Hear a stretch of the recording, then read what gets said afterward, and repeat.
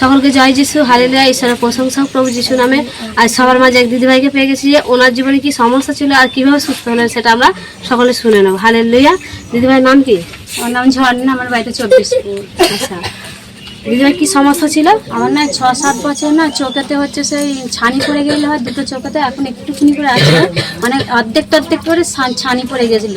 মানে মানে কোনো মানুষকে দেখলি না মানে চোখ দিয়ে জল কাটতো, এমনই হতো। হ্যাঁ, আবছা আবছা দেখতো, মানে চিনতে পারতুম নি, মানে কাছকে এলে তবে চিনতে আসতাম। কিন্তু এখানে মন্দিরতে আসি, প্রার্থনা করি, কিন্তু অতটা মানে ওই তো ওখানে সেই মানে নজে গেছিলাম, ওই যে সেই মেছেদা প্রোগ্রাম ছিল, উনি জানার পর কি এরকম ওয়ার্ড বেরিয়েছিল যে কারোর মধ্যে চোখে যদি কোনো সমস্যা থাকে, কি হয়তো আবজা থেকে কারো ছানি পড়েছে, কারো কোনো কিছু সমস্যা হচ্ছে, সেই চোখের সমস্যা থেকে কি চাঙ্গা হতে চলেছে, সুস্থ হতে চলেছে।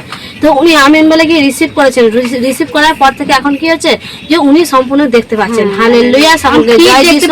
ধোঁটা লাগতো, সেটা ধোঁটা দেখতে পাইনি। পুরো মানুষ যেমন দূর থেকে চিনতে পারছি, কাছ থেকে চিনতে পারছি। হালেলুয়া। ঈশ্বরের প্রশংসা প্রভু যিশু নামে। জয় যিশু, হালেলুয়া।